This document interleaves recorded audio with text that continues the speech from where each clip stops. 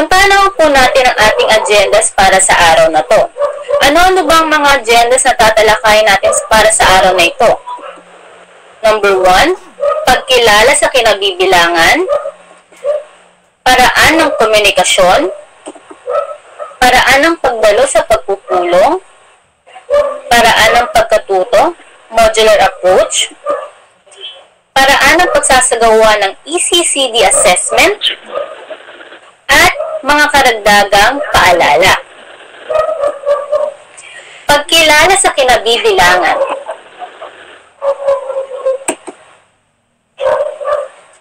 Tayo po ay ang mga bata po ay kasalukuyan nag-aaral sa Kupang Elementary School, May, na may school ID na 136912. Ang pangalan po ng ating principal ay Mrs. Rodora V. Mandap. Ako po ang tumatayong advisor sa Kinder I and J. Ako po ay si Ms. Cristel Mayor. Pwede nyo din po ang tawaging Teacher Cristel. Ito po ang ating schedule. Ang Kinder I po ay 7 to 10 a.m. habang ang Kinder J naman po ay 10:30 to 1:30 p.m. Ulitin ko po. Ang Kinder I po ay 7 a.m. to 10 a.m. Ang Kinder J naman po ay 10:30 to 1:30 p.m. Ganon din po kay Mrs. Christine Dolar. Pwede nyo po siyang tawagin Teacher Christine. Siya po ang gurong tagapayo ng Kinder G and H. Ang schedule po ng Kinder G ay 7 a.m. to 10 a.m. Ang Kinder H naman po ay 10:30 to 1:30 p.m. Ulitin ko po ulit ha. Ang Kinder G po ay 7 a.m. to 10 a.m. habang ang Kinder H po ay 10:30 to 1:30 p.m. Paraan ng komunikasyon. So, text, tawag o chat lang po ang paraan ng ating komunikasyon. Mula Lunes hanggang Biyernes sa ganap na 8 ng umaga hanggang 5 ng hapon. So, meron din po tayong GC sa ating messenger. Sino-sino po ang kasapi ng ating GC? Siyempre, kayo pong Kinder parents. So, sa Kinder G&H po to, si Mrs. Christine Dolar. Kasama din po natin sa GC ang ating principal, Mrs. Rodora V. Mandap. Kasama din po natin sa GC ang ating kindergarten master teacher na si Miss Cheryl R. Malubay. At syempre kasama din po natin ang ating guidance counselor na si Mrs. Charito Bartolome. Ano pong pangalan ng GC ng Kinder G and H? Kinder G with CESM admin at Kinder H with CESM admin. Sa GC naman po ng Kinder I at J, kasama niyo po ako, Ms. Cristel Mayor. Siyempre, ang ating principal, Ms. Rodora V. Mandap, ang ating master teacher na si Ms. Cheryl R. Malubay, at ang ating guidance counselor na si Mrs. Charito Bartolome. Ang pangalan po ng GC or group chat ng Kinder I at J ay CESM Kinder I, Teacher Cristel, at CESM Kinder J, Teacher Cristel. Ano-ano po ang goals natin para sa ating group chat? Number 1. Ang parents group chat ay para po lamang sa educational conversation. So ang pag-uusapan po natin sa ating group chat ay tungkol lang po sa pag-aaral ng mga bata. Hindi po pinapayagan ang pagbebenta at pagpo-post ng personal na interes. At kung meron po tayong pansariling katanungan or concern, maaari po kayong mag-send ng direct message sa gurong tagapayo or advisor. Naway, isaalang-alang po natin ang araw at oras ng pagtawag, pag-text o pag-chat. 8 to 5 p.m. Ugaliin din po natin na matutong magbasa, pabalik, or backread upang maiwasan ang paulit-ulit na pagtatanong kung sakaling may hindi nauunawaan. So, ito po yung kadalasan nangyayari sa group chat.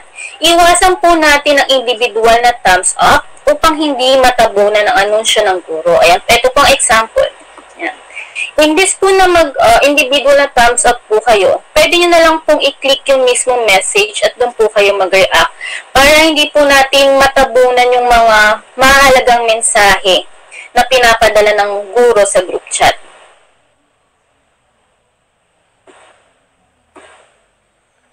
Paraan ng pagdalo sa pagpupulong. Sa pagpupulong po sa online meeting, kadalasan ginagamit po natin ay Zoom Up or Google Meet.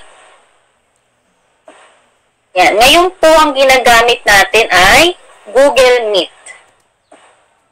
Kung walang internet connection para umattend sa virtual meeting, maaaring makipag-ugnayan sa kapwa magulang na may anak na kinder na nag-aaral sa CESM or magtanong sa guro sa pamamagitan ng text, chat, o call upang malaman ang mga mahalagang detalye kaugnay sa naganap na meeting.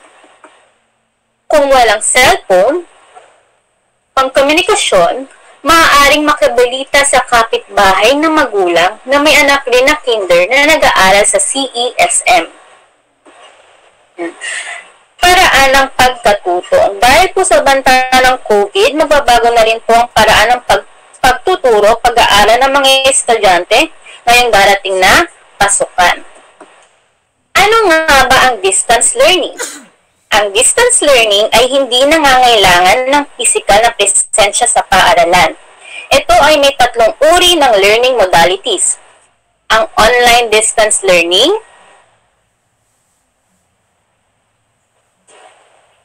ito ay nangangailangan ng internet, pero meron ding offline distance learning na kung saan isang beses lang mag-online at magda-download ng software na pwedeng magamit ng mga bata. Ang TV radio-based instruction, ito naman po ang mga programa sa TV o radyo na mapapakinggan ng mga estudyante. At ang huli ay ang modular distance learning, na kung saan ang mga pampublikong paaralan ay magbibigay ng module at ito ay libreng makukuha ng ating mag-aaral. Ano ang modular approach? Modular approach is the utilization of a self-instructional material called module, specifically designed according to the learner's needs so that the lesson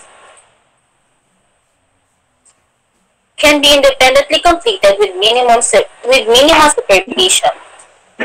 Ang module ay dinisenyo base sa pangunahing pangangailangan ng mga mag-aaral na ang bawat aralin ay kanyang pag-aaralan independently, kahit sa minimal supervision ng guro. Ang module ay dinisenyo at isinulat sa paraan na madaling maintindihan ng mga magbabasa nito. Ang mga gawain at pagsusulit na nakalagay dito ay nakabase sa kakayahang inaasahang makita sa mga mag-aaral pagkatapos pag-aralan ang module. Yan po. Pwede po itong printed or digital. So, sa atin po ay printed hard copy na makukuha po natin sa ating school. So, nakalagay po ito sa self-learning kit. Ano-ano po ba ang laman ng self-learning kit? Ang laman po ng self-learning kit ay printed modules. Ito po ang main material, pinakamahalagang nakalagay sa self-learning kit. Books and other instructional materials. Individual learning plan. Parents instructional guide and monitoring and support checklist. Yan. Optional lang po yung flash drive for digital copies. So, paano po natin makukuha ang learning kit o school in a kit? Pupunta po tayo sa school. Pwede po natin siya kunin sa school, pick-up depots, or house-to-house delivery. Kung kayo po ay may pasok at hindi nakuha sa takdang oras ang module, pwede nyo pa rin itong kunin sa school kahit anong oras. Kausapin lang po natin ng guard at sabihin po ang ating nais. Kung may kakilala po kayo, pwede naman po ipasuyo, pero mas maganda po kung kayo mismo ang kukuha ng module. Kasi ang module po ay pang isang linggo na po yan. So, sana bigyan po natin ng araw o oras ang pagkuha ng module ng mga bata. The 5 hours of module utilization. So, ito po ang mga 5 hours of module utilization. Receive. Una po ay receive, na kung saan matatanggap ng mga mag-aaral ang mga module na kinuha ng kanilang magulang sa itinalagang lugar. Read. Kinakailangang basahin at unawain ng mga mag-aaral ang mga lesson na nakapaloob sa module. Aaralin ng mga mag-aaral ang mga module na ibinigay sa loob ng 1 linggo. Pwede silang gabayan ng kanilang magulang or kung nahihirapan po, pwede naman po magtanong sa kanilang mga guro sa itinakdang oras o consultation period kung sila ay may katanungan sa mga lesson. Number 3, respond. Pagkatapos basahin ang nilalaman ng module, mayroong mga katanungan na may kita sa bawat activity na kailangan sagutan ng maayos ng mga mag-aaral. Number 4, reflect. Isa-isip kung ano ang mga natutunan sa mga aralin at reviewin ang mga sagot sa mga tanong na ibinigay. And lastly, return. Sa akbang na ito, ibabalik na ng mga magulang or guardian ang mga nasagutang printed module material ng mga mag-aaral sa itinakdang lugar at oras. Kasabay din po ng pagbabalik ng printed module ay ang pagkuha din po ng panibagong module para sa linggo iyon. Ito po ang mga safety protocol in the handling of modules. Prop number 1, proper handling and safety measures should be observed, such as hand sanitation, wearing of masks and social distancing during the reproduction and repacking of the modules for distribution. Number 2, the delivery personnel and distributors shall sanitize themselves before handling the materials, before the unloading of self-learning kits into the school office or pickup depot. The personnel shall have to sanitize again, observe the wearing of protective masks, and practice physical distancing. Number 3, the designated pick-up and drop-off areas must be well-kept sanitized, properly marked, and labeled, with sufficient provision and access to alcohol dispenser and other sanitizing materials. Number 4, the minimum health standard must be strictly followed by both the distributors and parents and guardians. And number 5, the returned or used answered module shall be properly sanitized by exposing them under ultraviolet light or carefully spraying with sanitizer and other disinfectant substances. Why utilize module? It is a learner-centered, placing the responsibility for learning with the student who must be more active and self-directed. It has greater flexibility in location, schedule, and pace for study. It is more convenient, accessible, and adaptable than the conventional learning modalities. Learners have more time to reflect and reassess their own performance from one set of modules to the next. So, why do we choose module? Kasi safe po ito. Ito po ang kailangan natin ngayon dahil hindi natin kailangan ng physical face-to-face ng teacher or student para maiwasan na din po ang pagkakaroon ng pakikihalubilo ng mga bata sa ibang bata or teachers. Sa module din po, nade-develop ang pagiging independent ng mga bata. So, next po, may papanood po ko sa inyong video kung paano po kukunin at ibabalik ang module.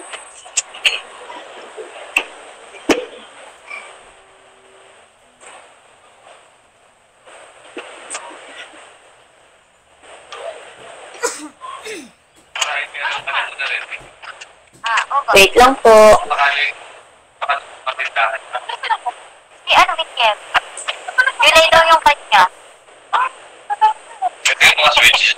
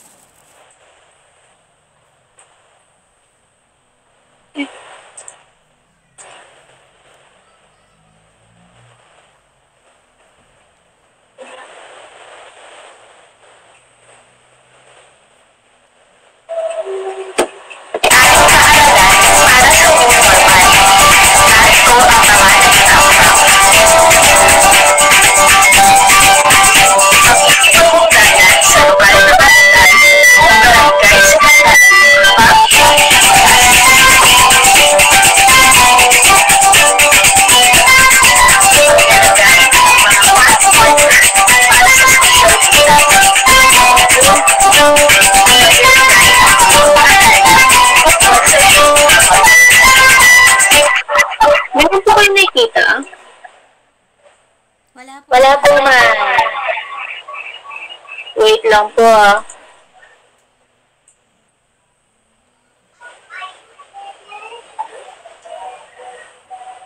Wait lang po.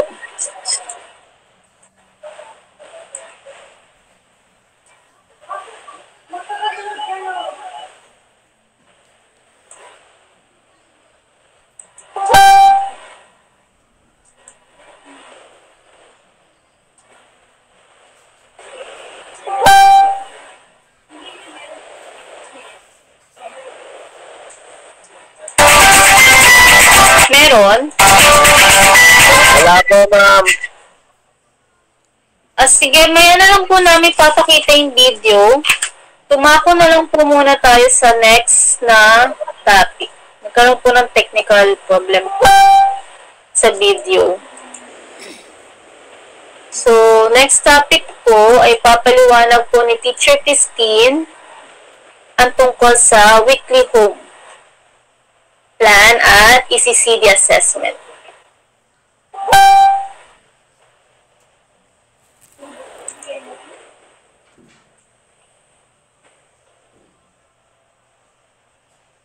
Wait lang po.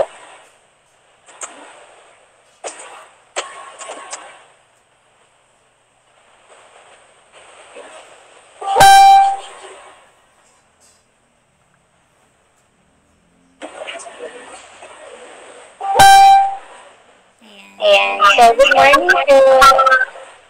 So, So, habang inaantay po natin si Teacher Christine, nakapag-attendance na po ba ang lahat? Yung attendance po natin sa chat box, ha?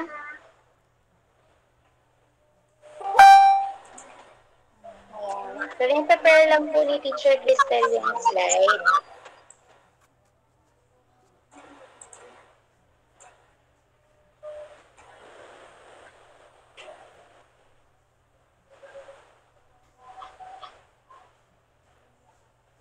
Ayan po. Nakikita na po ba yung slide?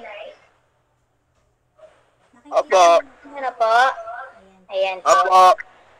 So, thank you po. So, ito po yung ating weekly pan schedule. So, yung Kinder G at saka yung Kinder I po ay pang umaga. So, ibig sabihin po ng 7 to 8, yun po yung oras ng pagising nila. Pagising, pagkain, tapos po yung pag-aayos. Na po? Pag dumating na po yung 8 o'clock, yun na po yung magsisimula po sa ating meeting time 1. So, yung meeting time 1 po na yun,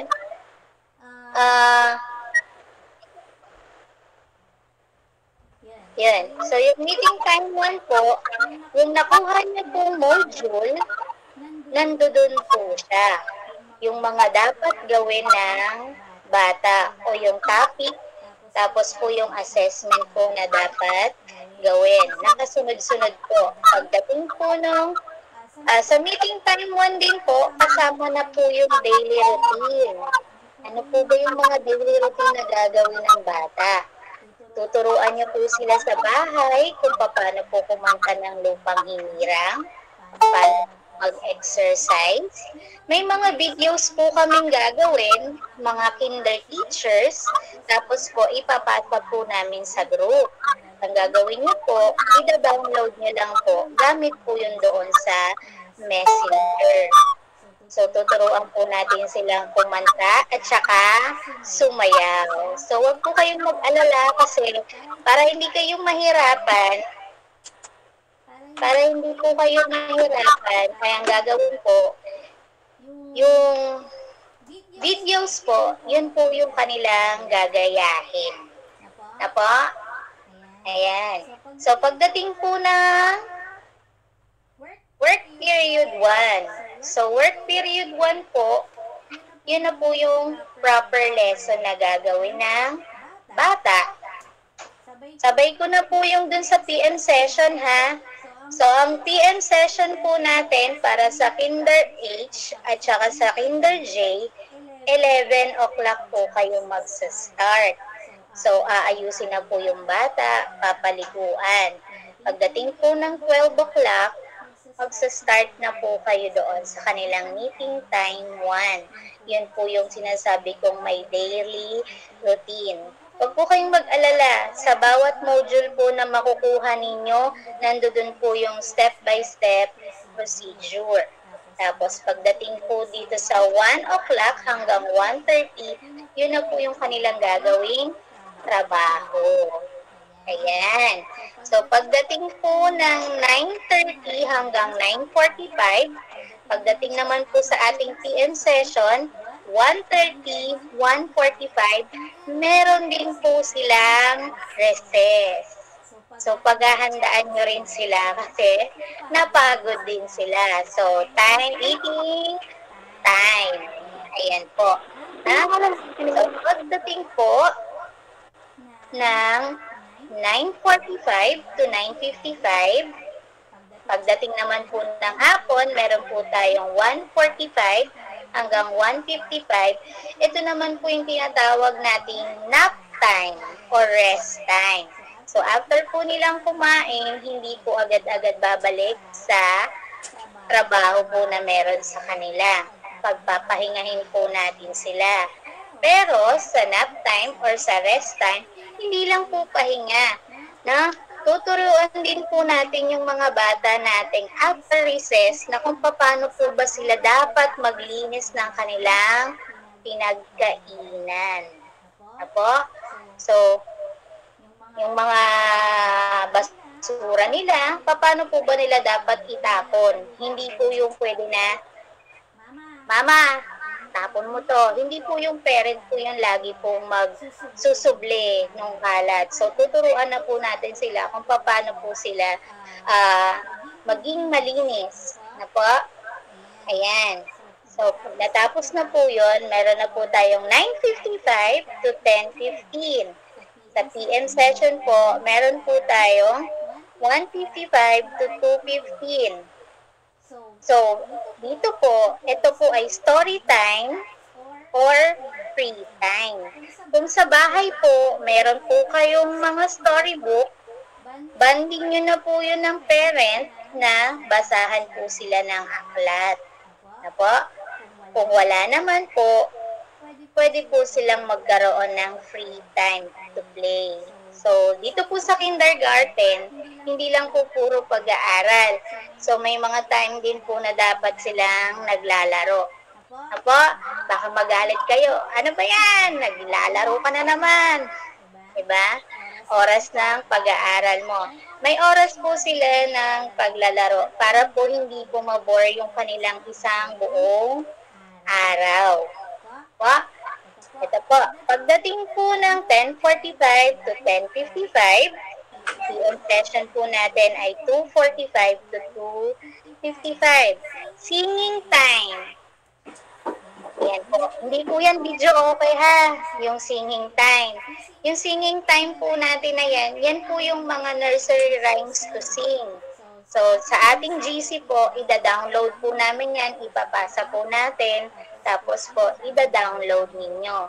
Yan po yung mga singing time ng alphabet sounds, numbers, at saka po kung ano-ano pa pong educational na nursery rhymes na ibibigay po namin sa inyo. Na po? Ayan. So, pagdating po ng 10:55 to 11, pagdating po ng hapon, 2:55 to 3 o'clock, yun na po yung clean up time. Pag sinabi pong clean up time, lahat po ng module kit, aayusin nyo na po. Together po. No? Mga mami, disiplinahin po natin sila kung paano pong maglinis o mag-ayos ng kanilang mga gamit sa eskwelahan. Hindi porket po nasa bahay,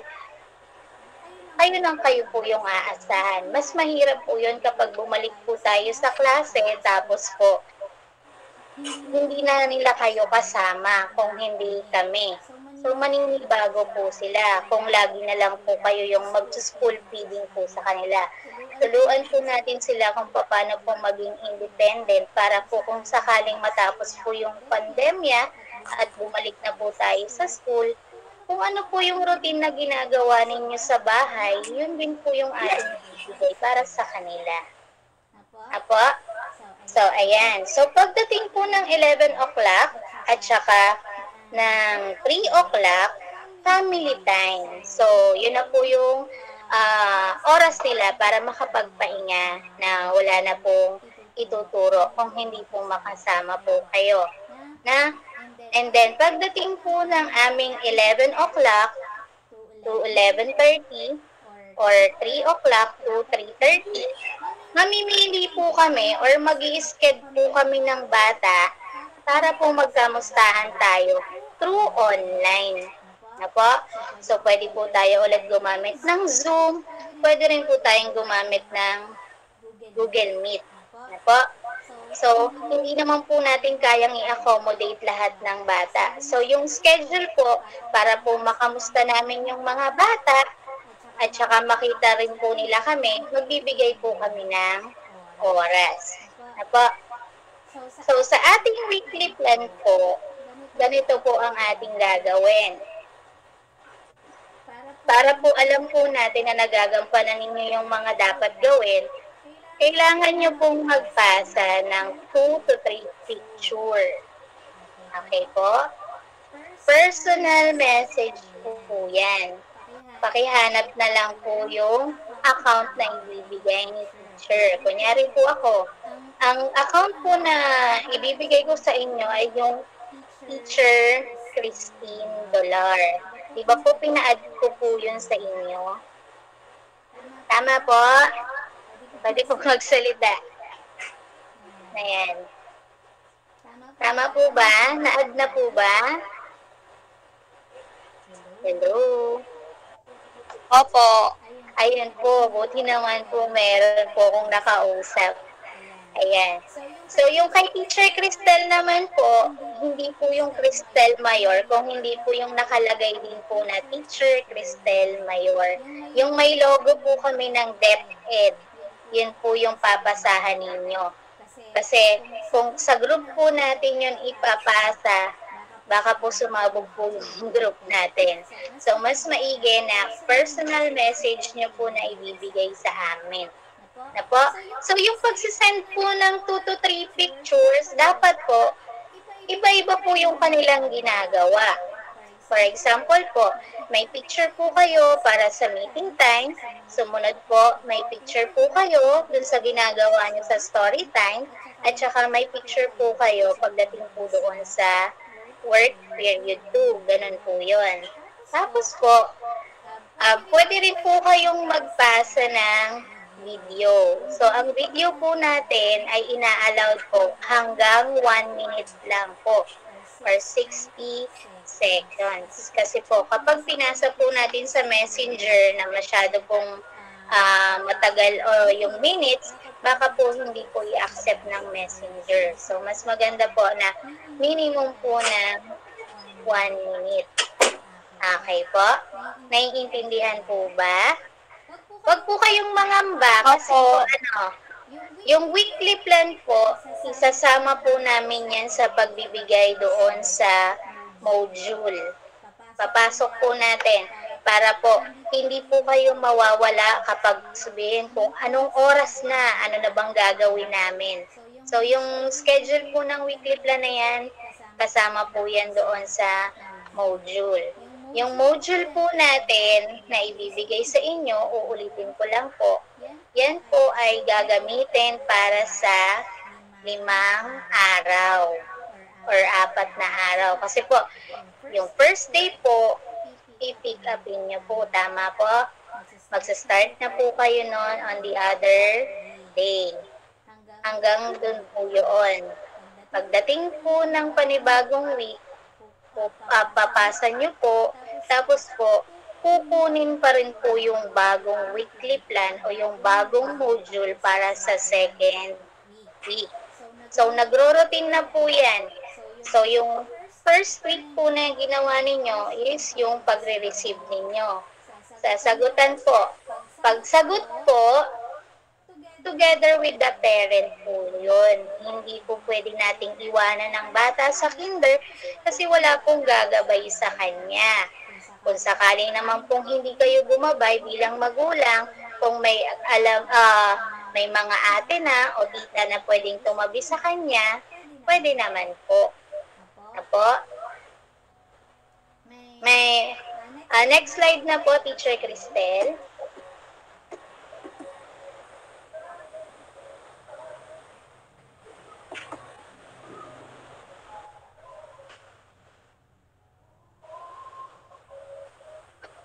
Ayan po. So, ito po yung dapat nating tandaan. Section Kinder G and then I is 7 to 10 at ang H at Kinder J tuwing 10:30 to 1:30. Ang pakikipag-usap sa guro ay maaaring gawin simula Lunes hanggang Biyernes sa ganap na 8 o'clock ng umaga hanggang sa alas 5 ng hapon.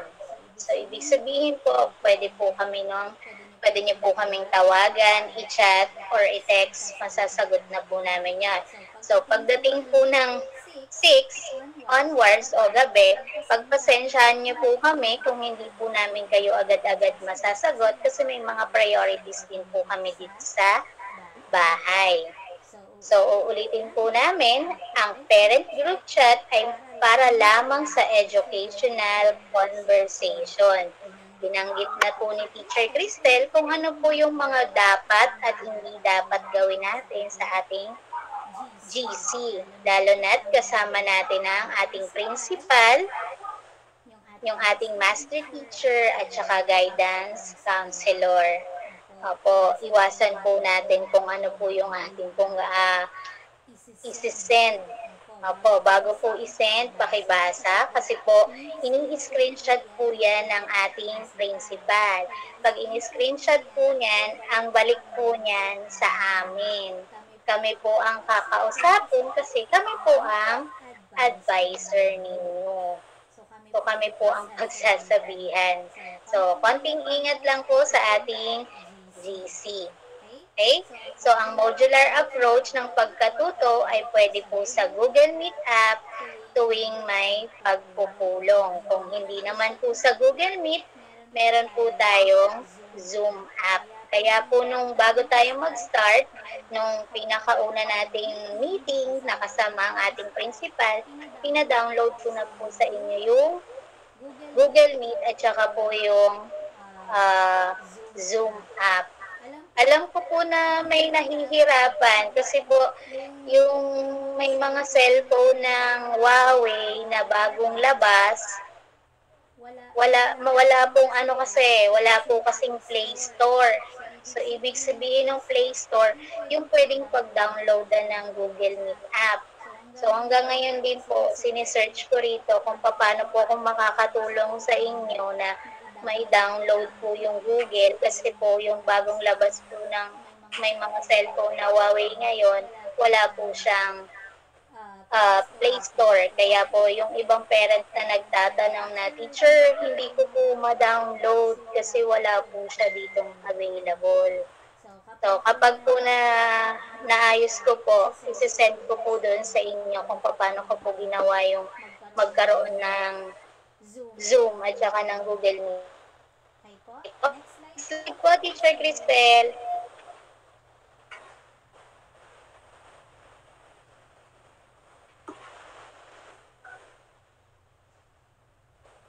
Ayan. So, nasabi ko na rin po, Messenger ang gagamitin sa pag-send ng picture or output sa paggawa ng mga bata.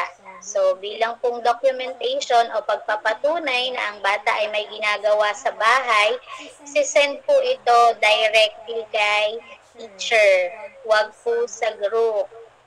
Pakihanap na lang po yung aming account na nakalagay ay Teacher Christine Dolar at Teacher Cristel Mayor na may logo po ng DepEd. At saka naka-uniform po kami doon.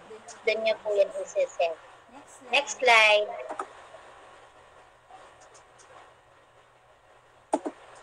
So, nasa 5 agenda na po tayo. Ang paraan ng pagsasagawa ng ECCD assessment. o ang Philippine Early Childhood and Development Checklist o yung Form 2 para sa kinder. Nagtataglay ng mga kakayahan, ugali, kaalaman ng mga bata 3 taon hanggang 5 taon. Ito ay maaaring gamitin gabay sa pagkilala ng inyong anak. At sa kalaunan ay makakagawa ng angkop na pag-aalaga, pagtuturo at paggabay sa kanilang paglaki at pag-unlad. So, ang ECCD assessment po, pagdating po ng September 1, gagamitin na po natin siya. Sige po. Next slide. Yan. Ano po ba yung mga ECCD? O yung mga domains sa ECCD? Meron tayong gross motor, fine motor, self-help, receptive language, expressive language, cognitive, at socio-emotional. Okay po, next slide po. So, ayan po kung nakikita niyo po sa screen. Parents, nakikita niyo po yung, yung form sa screen. Hindi ako. Opo. So, yan po Wala po, ma'am. Opo. Ipapauwi po namin yan sa inyong bahay. Kaya po, intindihin po natin ng maigi kung ano po yung nakalagay dito. Sige, ma'am. Next slide po. Ayan. Ayan po yung likod. Kasi yung harap po yung nakita nyo kanina. Next slide po. Ayan. So, ang ECCD assessment, yung may nakalagay po na bilog, yung pre na may nakalagay na H at saka N. Ang ibig sabihin ng N ay nagagawa. Ang ibig sabihin naman ng HN, hindi nagagawa. Ma'am, wala po kaming nakita.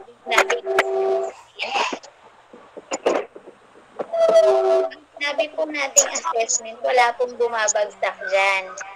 Exam nga po yan, pero hindi naman po ang mga bata ay bumabagsak dito. Kasi ito po ay yung mga physical na ginagawa ng bata. Okay? So, kayo po ang maglalagay dyan, hindi po kami. Kasi kayo po ang magpapagawa niyan. So, lahat po ng activities para sa ECCD assessment ay iaabot po namin sa inyo. Kung hindi po talaga nagawa ng inyong anak, huwag po nating puwersahin. Okay po? Next slide po, ma'am. Ayan. So, ito po yung gross motor domain. Meron pong pag-akyat, paglalakad, pagtalon. Ano po? Sige ma'am, paki-next slide po. So, this is when your child learns how to use big muscle groups in their bodies, like crawling, walking, jumping. O, tatagalogin ko na po ha. Yung pag-akyat, yan po yung mga examples. Participating in active games and playing sport are just a couple of ways these skills can be obtained while your little one is attending in preschool. So, yan po yung kanilang ginagawa sa gross motor domain. Next slide po. Yan. So, wag pong mag-alala kasi Tagalog naman po yung nandoon sa gross motor domain.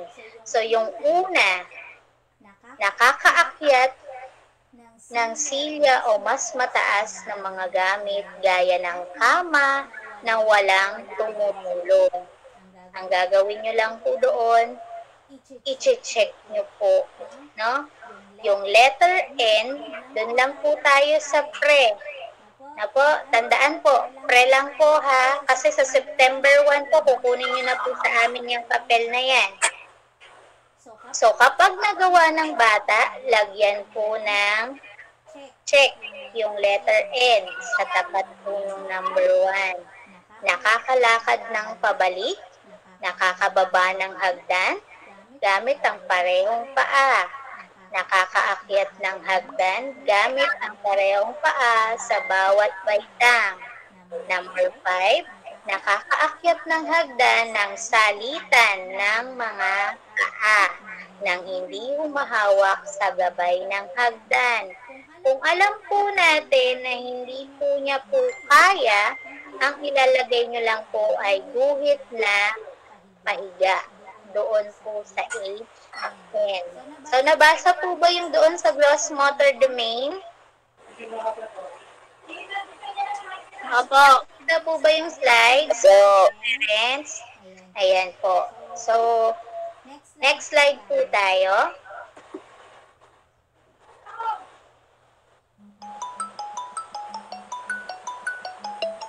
So, dito po, meron po tayong fine motor domain. So, sa fine motor domain, ang mga kamay ng mga bata ang gumagalaw. Okay po. Next slide po.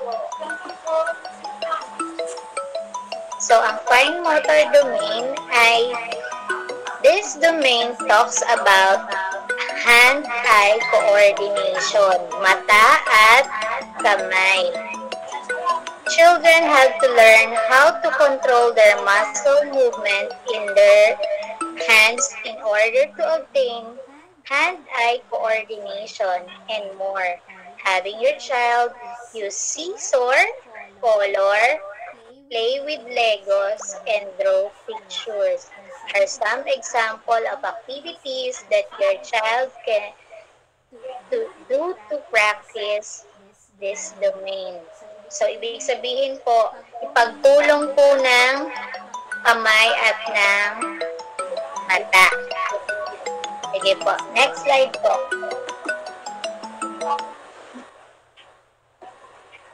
Ayan. So, ito naman po yung dun sa fine motor domains. So, meron kayong 10 gagawin sa fine motor domains. Kung makikita nyo po, nandiyan na po siya. Nagagamit ang 5 daliri sa pagkuha ng pagkain. Mga bagay sa patag na lugar. Number 2, nakukuha ang mga bagay gamit ang hinlalaki at hintuturo.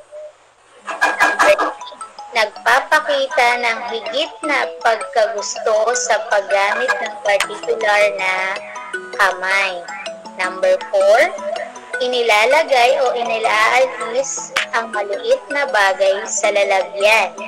So, number 5, nahahawakan ang Crayola gamit ng nakasara ang palad. So, yun po yung mga gagawin, ha? Ulitin ko po, ano po ang gagawin natin kapag kaya niya po itong gawin o nagagawa niya? Anong gagawin niyo? Check po. Assessment. Ano po? Checkan po. Opo. Alin po ang checkan natin? Yung letter N o yung HN? Yung N po sa pre. Okay. Buti naman po, meron po akong kausap at may sumasagot po ako. Ayan. Very good po. Ayan po. Ano naman pong gagawin kapag HN hindi nagawa? Kunyari, yung number 6, hindi niya po nagawa, ano pong gagawin? Lalagyan po ng guhit. Okay po, lalagyan po ng guhit. Tapos yung kabuuang score po, ang gagawin niyo po, lahat lang po nung may check, yun lang po ang bibilangin natin. Okay po? Yung sa ilalim po, pagkatapos po ng number 10, may kabuuang score. Lalagay niyo po doon kung ilan lang po yung numbers na may check. Okay po ba? Opo. Okay po. Galing naman ni sir. Ayan. So, marami rin po akong nakikita sa comment box natin. Very good po at nakikinig po kayo. Next slide po, ma'am. Okay, self-help domain. So, nakikita niyo po yun sa pictures kung paano po siya maging dependent. So, next slide po. So, self-help domain, activities in this domain includes learning to dress oneself, feed oneself, using the toilet, brushing teeth, bathing, tying shoes, and etc. Everything that a child needs to know to start being more independent could be included in this domain. So, yan po. Next slide po. Okay? So, sa self-help domain po, meron po tayong 26 na ipapagawa sa bata. Okay? So, Tagalog pa rin po yung mga nandiyan dyan. So, example na lang po. Tumutulong sa paghawak ng baso. Ay, ma'am, pabalik po.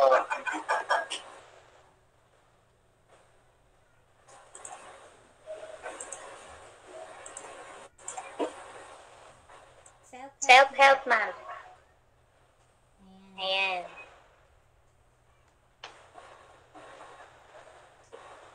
So, kunyari po, dun po sa number 6, nakakakain ng hindi kailangang subuan pa. Parents, Check! sinungaling, kung talagang sinusubuan pa po natin, ilagay po natin doon. Para po, sinasabi ko sa inyo, kasi pagdating po ng natapos po yung pandemya at pwede pa po tayong magkita-kita o pwede pa po silang pumasok sa school, matutulungan din po namin sila at saka ma-assist po natin sila. Tulad po ng sabi ko, wala pong bumabagsak dito po sa ECCD assessment. Ang purpose po ng ECCD assessment is magabayan natin yung mga bata kung ano-ano yung kanilang hindi pa natututunan sa kanilang sarili. So, doon po sa number 6, nakakakain ng hindi na kailangang subuan pa. So, mas maganda na po yung process na yon. Okay, tulad sa number 18, na ipapakita o na ipapahiwatig na naiihi o nadumi sa short. So, ganun lang po yung gagawin. Checkan nyo po kung nagawa o hindi nagagawa nung bata. Okay po? So, 26 po yan. Okay, sa self-domain. Next naman pong domain natin. So, receptive language domain. So, tungkol po sa komunikasyon ang ginagawa ng bata. Next slide po. So, ito po yung nilalaman ng receptive language. The ability to understand what people say to you, what is written down, as well as comprehensive sign language. Receptive language sub-skills include the ability to understand words or vocabulary skills, understand concept, follow instruction, and direction. So, yun po yung nilalaman ng ating receptive language. Sige ma'am, next slide po. So, sa receptive language, meron po tayong 5 pinagagawa sa bata. So, yung example, number 1, na ituturo ang kasapi ng pamilya na tinutukoy. So, ang example natin dyan, ituro mo si Papa. Ituro mo si Lolo. Pag naglagay po kayo o meron pong 2 tao, sino sa kanila? Si tito mo. Yan po yung pagtukoy ng kasapi ng pamilya. Ganon din po sa number 2, na ituturo ang 5 bahagi ng katawan. Okay. So, pag pinagawa nyo yon, anak, asa ng paa, asa ng tiyan, Asan ang iyong ngipin? Nasaan ang tenga? O nasaan ang mata? Kapag nagawa niya po yun, ibig sabihin nakakapalaw na siya ng instruction. Okay, ito po yung sa number 3 na ituturo ang 5 binabanggit na larawan mula sa ipinapakitang aklat. So, ang example po dyan, maglalabas po kayo ng libro. Anak, ano ang nakikita mo sa libro? Kapag nabanggit niya po yung 5, saka po natin checkan yung letter N. Okay? So, number 4 po, nakasusunod sa isang antas na utos na may simpleng pang-ukol. Halimbawa, sa ibabaw, sa ilalim, sa loob. Okay? So, ibig sabihin po nun, mag-uutos po kayo sa bata. Kunyari, hawak nyo yung, kung ano po yung example na pwede pong makita sa bahay. Kunyari, anak, ilagay mo yung baso sa ilalim ng lamesa. Ganun po. Nagigets po ako? Yan. Tapos, Opo! ipasok mo ang wallet sa loob ng aking bag. Ayan po. So, binibigyan ko na po kayo ng example para po hindi po kayo mahirapan. At number 5 po, nakasusunod sa 2 antas na utos na may simpleng pang-ukol. Kunin sa ilalim ng mesa ang bola at ilagay sa loob ng bag.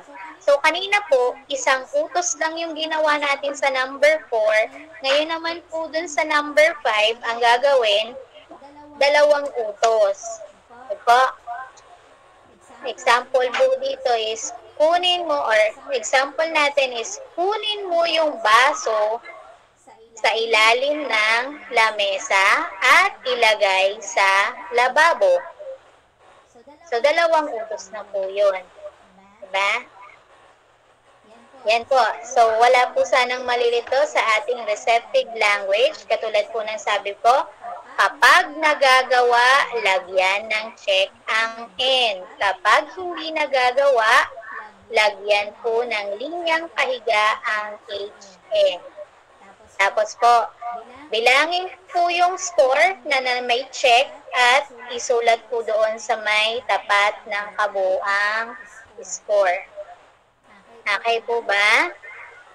Ayan. Opo. Tayo. Marami pong salamat sa mga tumutugon.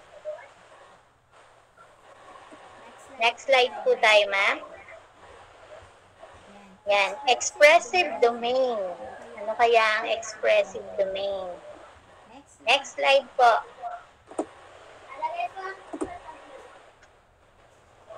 So, kapag sinabi nating expressive language domain, is the use of words, sentence, gesture, and writing to be able to communicate others. Use includes being able to label object in the environment, describe action and events, put words together in the sentence, use grammar correctly, retell a story, or answer question. Enable children to express their wants and needs, thoughts, and ideas, argue point of view, develop their use of language in writing, and engaging in successful interaction with others. So, yan po yung ating receptive language. Tignan po natin kung ilan po yung papagawin natin sa receptive language. Next slide, please. So, sa receptive language po, meron po tayong 8 ipagagawa. Apa? So, number 1, nakakagamit ng 5 hanggang 20 nakikilalang salita maliban sa mama at papa o kahintulad nito. Kung yung anak niyo po is alam niyo nang marami na po siyang nasasabing salita, diba? Alam niyo naman po yung ibig sabihin na pagsasalita ng mabilis o kaya matastas, yung makwentong bata. So, checkan niyo po yun kapag ano-ano ba yun. Tanong niyo po sa kanya kung ano-ano po yung mga salita na alam niya. Po, pag nakakuha na po ng 5 or hanggang 10 po yung pwede niyong example, pwede niya nang checkan yung letter N. Number 2, nakakagamit ng panghalip. So, ang halimbawa ng panghalip, ako, akin. So, yung mga kanyang mga pagmamay-ari. So, yun po yung kanyang panghalip. Number 3, nakakagamit ng 2 hanggang 3 kombinasyon na pandiwa. Example po, yung paghingi ng gatas. So, yun po. Kung marunong po siyang humingi ng mga bagay na alam niya, pwede nyo na po yung checkan yung doon sa nagagawa. Okay? Next po, number 4 po. Napangangalanan ang mga bagay na nakikita sa larawan. Kung wala naman pong pictures, mga mami, wag na po kayong magpa-print. Maghanap na lang po na mga bagay na pwede nyo pong itapat as example po doon sa kanya. Tapos tanungin nyo po kung ano-ano po yung mga pangalan ng bagay na yon. Okay po? So, number 5, nakakapagsalita ng 2 hanggang 3 pangungusap. So, ibig sabihin kung nakakapagsalita ng 2 hanggang 3 tamang pangungusap, yung ang salita ng bata po ay hindi na po nakakapag-baby talk. Ano po ba yung baby talk?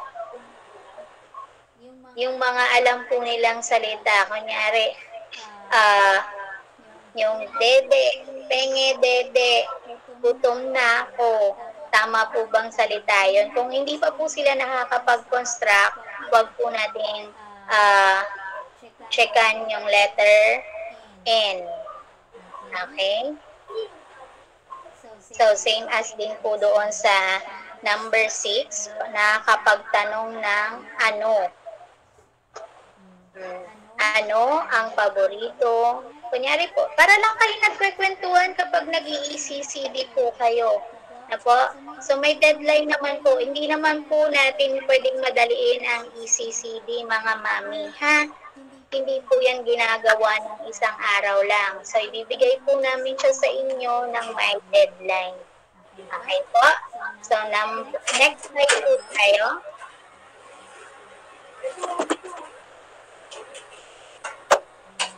Cognitive domain. So, nakita niyo po sa picture kung ano-ano po ang mga ginagawa ng bata. Next slide po. So, cognitive domains involve how many children think, explore, and configure things out.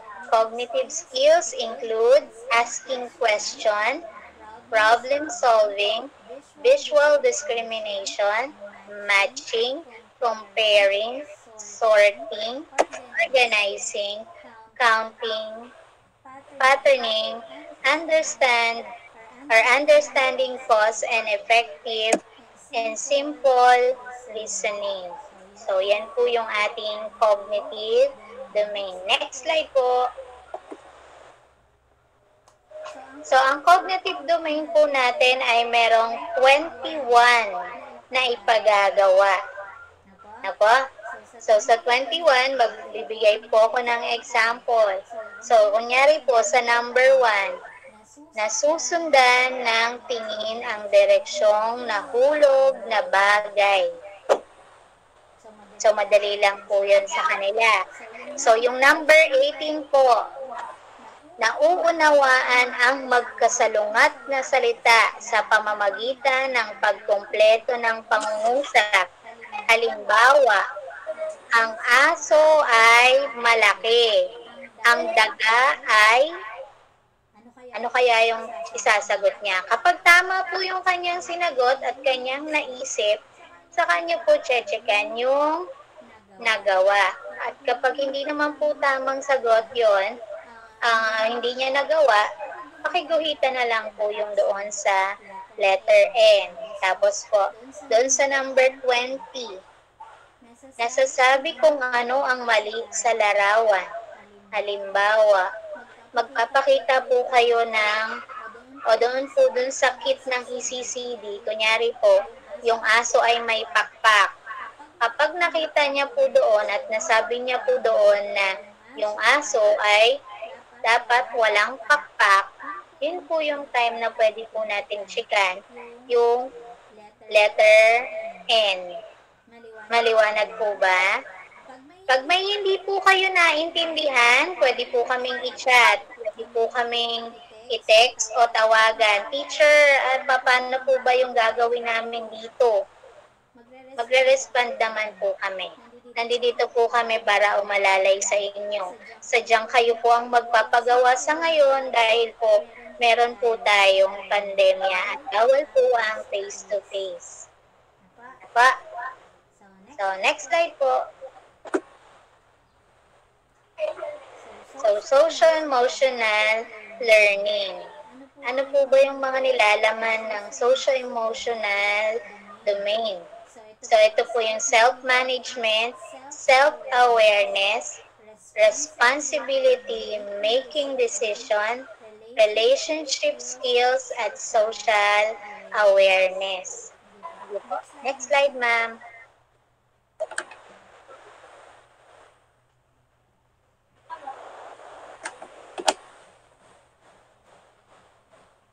Next slide po. So, social-emotional domain. This domain talks about child's ability to understand the feeling of others, control his or her own feeling behavior, get along with other children, and build relationship adults. So, yun po ang ating social-emotional domain. Next slide. So, sa social-emotional domain, meron po tayong 24 na ipagagawa. So, una po, masayang pinanonood ang mga gawain ng mga tao o hayop sa malapit na kapaligiran o lugar. So, alam niyo naman po yun bilang magulang. Next po, kunyari po, sa number 17, nakapaghihintay ng pagkakataon, halimbawa, sa paghuhugas ng kamay o sa pagkuha ng pagkain. Okay? So, kung may kapatid siya at marunong siyang maghintay para sa kanyang turn, pwede natin pong checkan yung letter N. Kapag hindi pa po kaya, lagyan po ng guhit na pahiga ang H, N. Kapag natapos nyo na po itong ipagawa, lagyan po natin ng kabuuang score yung doon po sa ilalim. Ulitin ko po, ang pagkuha po ng kabuuang score, kung ano lang po yung may check doon sa letter N. Yun lang po ang anyong bibilangin. Next po. Ayan po. So, ito na po yung mga tanong na nababasa ko kanina. Kailan kukuha ng ECCD checklist at ECCD materials? So, next week po, September 1 hanggang September 4, 2020. So, next week po, nandoon din po kami. Pero hindi nyo po kami mamimit kasi saan lamang siya pwedeng kunin? Sa guard house ng Kupang Elementary School. Sasabihin nyo lang po yung pangalan nyo or pangalan ng bata, pangalan ng teacher, at ang kanyang section. Ano ang dadalhin? magdala ng long brown envelope upang paglagyan ng mga form. So, ibig sabihin po, kayo po yung magdadala ng long brown envelope. So, para po maiwasan din po natin yung contact para po sa ibang tao, magdala na rin din po ng sariling ball pen. Kasi po, syempre, pag-receive nyo po ng ECCD checklist, meron po kaming receiving copy na nakuha nyo na po yung inyong materials. So, may pipirmahan po kayo doon para maiwasan po natin yung pagkakaroon ng contact ganitong pandemya. Okay po. Next slide po. Kailan ibabalik ang ECCD checklist? So, September 21, 2020. So, ibig sabihin po nun, meron po kayong nasa 20 days higit para gawin po yun. Ito nga po yung sinasabi ko kanina na ang ECCD checklist po ay hindi minamadali. Nako, hindi po natin siya pwedeng madaliin ng katulad ng kailangan natin tong tapusin o checkan. Katulad po ng sabi ko, kunyari sa isang araw, pwede po munang yung cognitive domain. Since na masyadong mahaba ang cognitive domain, pwedeng gawin ng 2 araw. Lalo na yung may mga pinapagawa na nasa 20. Tama po? Yung mga nasa 20 na tanong po dyan. So, next day po, next domain naman po. Next day po, next domain. Para po yung bata, hindi po siya mapapagod. O kaya po yung feeling na tatamarin. Kasi, ano ba yan? Ito na naman. Gawin po natin yung ECCD checklist na para lang po tayong nakikipaglaro sa kanila. Apo? Saan isasauli?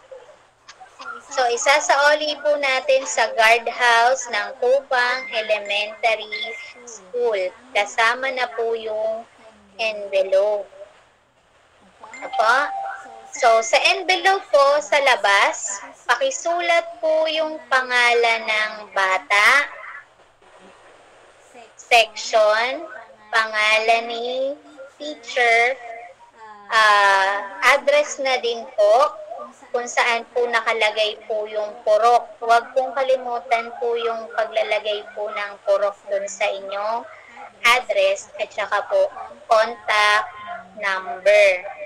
Sa mga hindi pa po nakakapagbigay po ng birth certificate, pakilagyan na lamang po ng birth certificate pagkasaoli nyo po ng ECCD checklist. Okay po ba? So, dito po, meron pong listahan ng mga bata sa guardhouse. Kailangan pong pirmahan ng mga magulang ang tapat ng pangalan ng bata, patunay na nakakuha o nakasaoli ng ECCD checklist. Kaya ako po kayo pinagdadala ng ball pen. Apo, para iwas tayo sa mga contact tracing. Okay po. Next po. Ayan. So, ito po yung sabi ko. Mangyari lamang po na ibalik ang nasagotang ECCD checklist kasama ang birth certificate ng bata sa loob ng brown envelope. Isulat po sa labas ng envelope ang mga sumusunod. Ayan na po.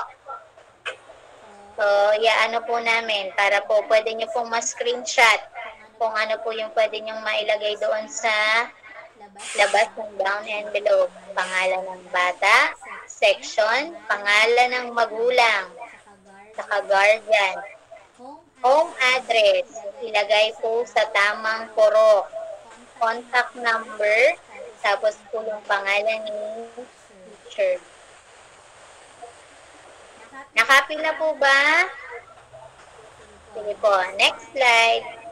Opo. Sige po. So, karagdagang paalala.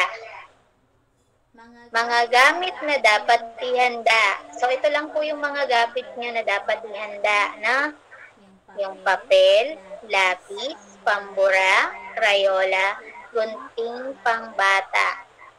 So wala pa po tayong bag, kaya po sana doon na lang po ilagay sa expanded envelope. Ilagay po yung output na natapos ng bata na worksheets with label per quarter. So, yan lang po yung ngayong pinapagamit po natin sa bata. Wala pa po tayong notebook kasi po modular activities. So, more on po, ang gagawin ko is yung mga bond papers po para po mailagay nyo dun sa isang envelope. Okay po ba? Next slide po. So, nabanggit na po natin kanina yung photocopy ng birth certificate. So, kapag po sana, kung may oras kayo, makakuha na po kayo ng PSA birth certificate. Kasi pag nag-grade 1 din po kayo o bago mag-grade 1 ang bata, hahanapan po sa ng PSA. Hindi na po yung galing doon sa munisipyo. Okay po.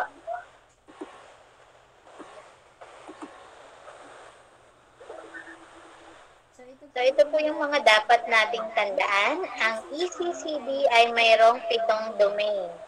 Gross motor, fine motor, self-help, receptive language, expressive language, cognitive, at social-emotional domain. Ang ECCD assessment ay sinasagawa ng 2 beses. Yung pre at saka po yung post ng mga bata na naka-enroll sa kinder. So, ngayong September 1 po, ang gagawin pa lang po natin ay yung pre. Okay po? Pre lang po ang sasagutan mga parents ha. Baka po sagarin nyo kasama yung post. Hindi po. Meron po tayong oras po may month din po tayo na gagawin po natin yung post. So, number 3, ang pagsagot sa checklist ay meron lamang 2 pagpipilian. Ito yung N na nagagawa at HN na hindi nagagawa. Okay? Ulitin ko po, kapag po letter N nagagawa, checkan po natin yung letter N. Kapag hindi po nagawa, lagyan po ng guhit na pahiga. Okay po? Sige po, next slide. Ayan. So, nandito na tayo sa Q&A portion. Magpapaquiz po ba kami? Hindi. Hindi po kami magpapaquiz. Sa mga gusto pong magtanong, pwede pong mag-open mic. Huwag lang pong sabay-sabay. Or pwede po tayo sa ating chat box para po mabasa po natin yung inyong mga tanong. Okay po? So, pwede na po kayong magtanong kung ano po yung mga hindi nyo po naintindihan. Kung mabilis po ba magsalita, ayan po, masasagot na po namin siya. May tanong po ako para po sa Kinder J po, nanay po to ni Royal Chris Ogahayon. Apo. Yung tungkol po doon sa mga kailangan, tapos sa schedule, pwede po bang i-send po ulit yan sa GC or as a reminder para kasi syempre sa haba po ng meeting ngayon, hindi po lahat ma-digest lahat ng thoughts na yun. Yung mga main point po, mga key point, parang nakabulleted po siya para mapagtuunan po namin ng pansin at mabili po namin yung mga kailangan na kung meron man kami o wala pa. Okay po, noted po yan, Mami. Ipapasa po namin yan sa group at saka lagi po namin ipapaalala. Yung weekly home plan, Mami, nakasama po yun doon sa module. So, bali po, hindi po kayo mawawala kung anong oras po kayo mag-start. Okay po? Salamat. Salamat po. So, yung mga nangihingi po ng PowerPoint presentation, send nyo lang po kay Teacher Christine o sa akin po. o kaya po doon kay Teacher Cristel po yung Gmail account ninyo. Kasi masyado pong mabigat yung PowerPoint natin, hindi po kaya ng Messenger. So, kung meron po kayong email, pwede po namin doon i-send. Tsaka po gumagawa din po kami ng baka po kung kaya namin pong yung meeting natin na ma-send po sa YouTube para po ma-record nyo ulit, tatry po namin gawin. Para po, kung ano po yung napag-usapan ngayong meeting, pwede nyo pong mag-view dun sa page na ginagawa po namin doon sa YouTube. Ayun po. Tanong pa po.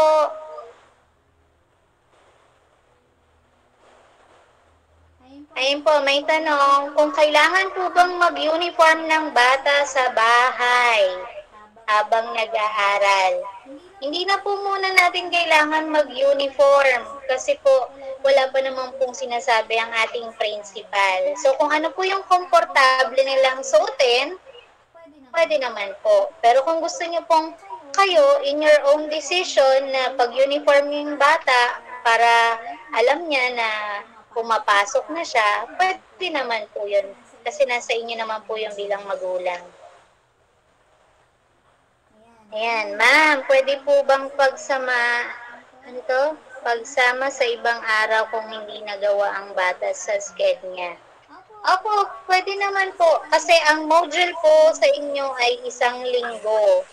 So, gagawin nyo po yung module na yon at tatapusin ng 1 linggo. Yan po. Meron pa po kay Mami Claudine. Anytime and any day po ba ang pagkuha sa ECCD checklist like weekends? Mami, yung sinabi po namin ay September 1 to September 4 lamang po yung pagkuha po ng ating ECCD checklist. Pero kung kaya pong mapakiusapan yung guard, siguro naman po pwede pa. Yan. Ma'am, pwede po bang magawa ang module pagkatapos ng work ng parent? Need po bang masunod ng parents ang schedule time?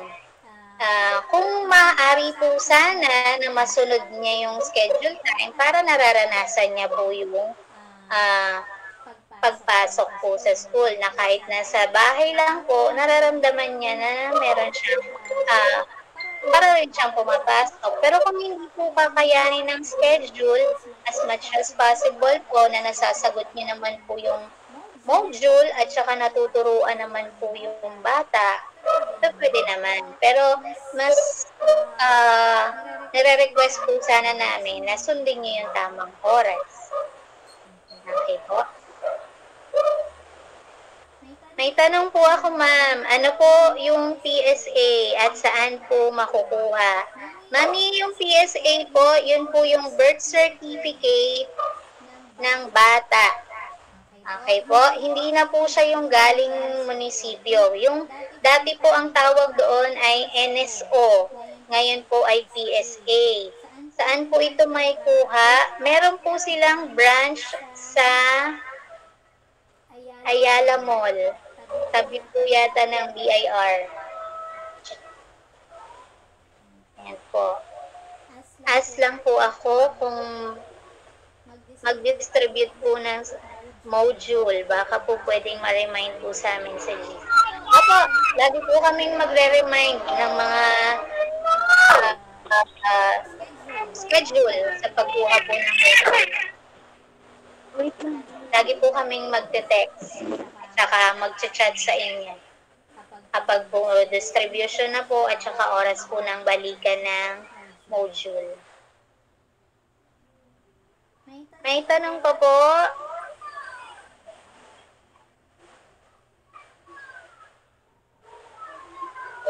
May tanong pa po? Okay po. So, meron po tayong meron pa. Ang pwede ko po bang to be followed kasi inaasikaso?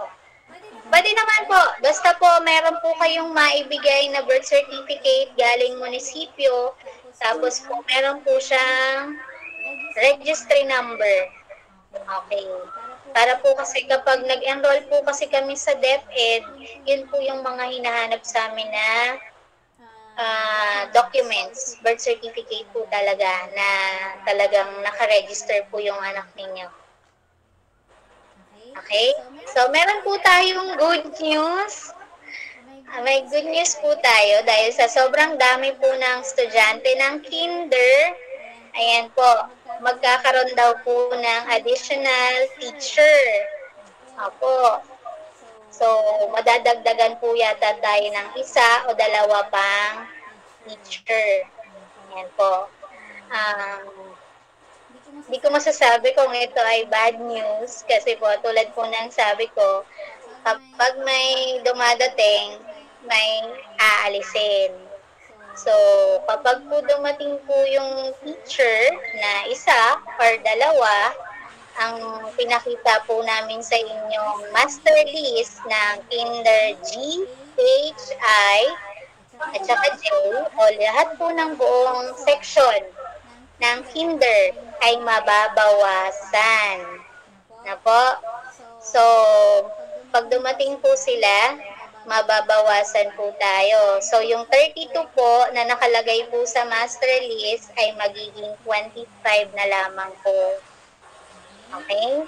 So, kung sino po yung nauna pong napunta sa amin, yun po yung parang magiging save. Yung mga late na pong nag-enroll na bago lang po napunta sa amin, yun po yung mapupunta po doon sa bagong teacher. So, mag-a-update po kami ulit next week ng bagong master list. So, ngayon po, ngayong araw na to is ipa-finalize po namin kung sino po yung mga estudyanteng mapupunta sa amin. Huwag po kayong malungkot. Opo, kasi minimize po kasi natin yung dami ng estudyante, lalo na po ngayong may pandemya tayo. Kasi po, ang total po na hawak namin as kinder teacher advisor, ang pagsasamahin po ay 32 plus 32, 64 na po kami. Para po imaiwasan po natin yung hindi kayo ma-accommodate or para ma-accommodate kayong lahat, dadagdagan po kami ng teacher. So, bali po, kung mababawasan po kami, mapupunta po sa bagong teacher, ang master list po natin ay 25 kada section. Example po, 25 sa Kinder G, 25 sa Kinder H. May tanong po ba?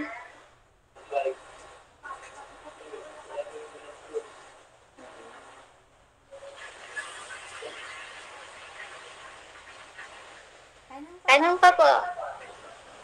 Para po ma-accommodate po natin yung mga hindi nalilinawan sa inyong isip.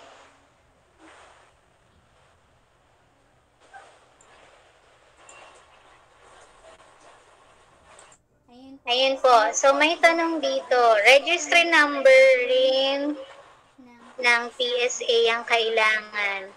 Mami, bali po ang registry number po, ang nagbibigay po noon na yung munisipyo. So, sa gilid po ng pangalan nun, meron po sa gilid na registry number. Bali po, doon po sa PSA, yun po yung pinaka-authentic at saka parang original talaga na kahit magpunta kayo sa ibang bansa, as long as nadala niyo po yung inyong PSA, makikilala po kayo kung saan po kayo nang galing.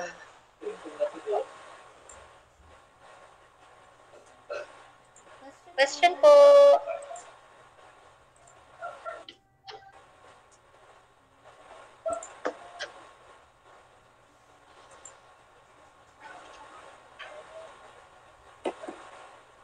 May tanong pa po? Ayan. So, kung wala na po tayong tanong, ma'am, pwede po ba yung CTC?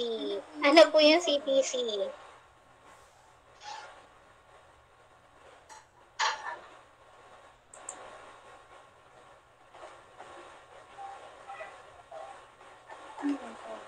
Opo, pwede po. As of now po, pwede po nating tanggapin yung certified true copy.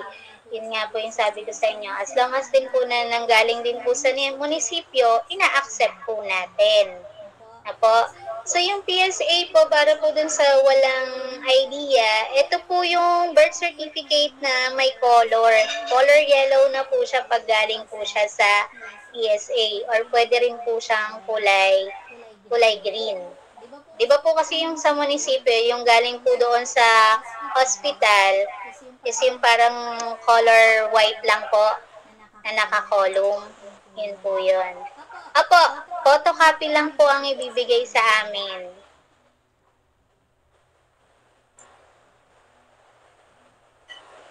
Yan. Pwede po ba sa online transactions sa PSA, deliver na po siya sa house nyo? Opo, basta po alam niyo po yung application doon sa PSA, pwede niyo naman pong gawin para hindi na po hassle na mamamasahe kayo o pupunta pa po kayo doon. Pwede po yata siya online. Ayan. So, may tanong pa po.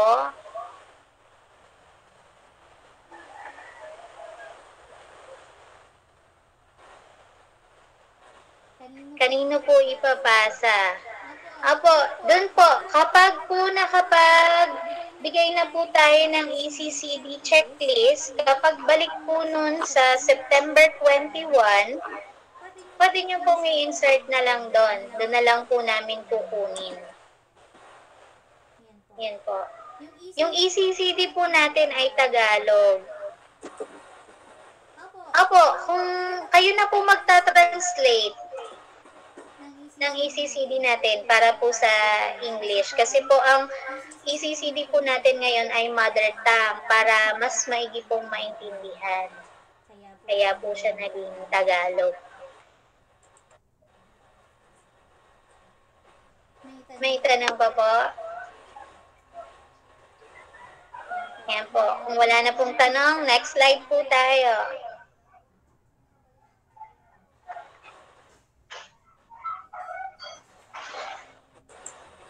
Wait lang.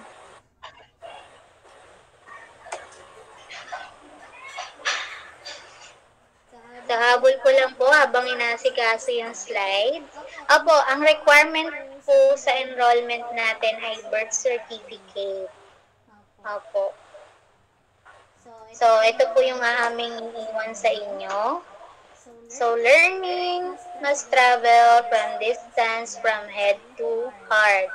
So, ang ating pong mga natututunan ay dapat nating ilagay sa ating isip at sa ating puso. Yun lamang po. Okay? So, dito na po nagtatapos yung ating meeting. Wala po munang aalis kasi magkakaroon po tayo ng virtual